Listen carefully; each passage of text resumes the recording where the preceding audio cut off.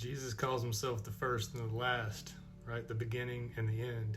But have you ever looked at the very first word and the very last word of the Old Testament? Today I'm going to show you that. Let's dig in.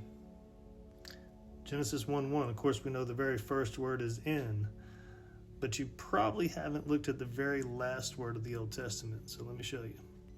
This is Malachi 4:6. It's the word curse. So that's why Jesus came, to give us a New Testament.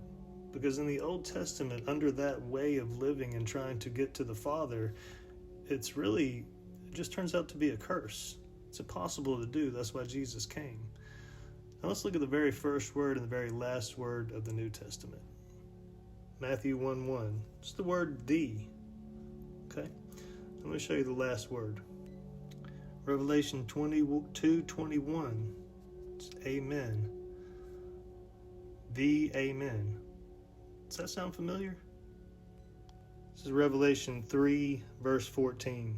It says, "These things saith the Amen, the faithful and true witness." Amen.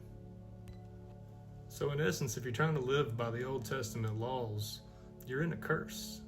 That's why Jesus came, to fulfill the law, to reveal himself as the Amen.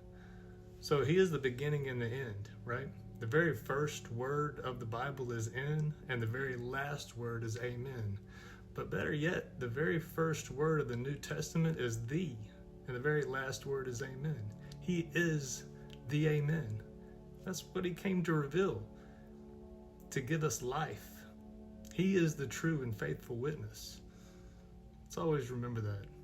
God bless you. I hope that blessed you today.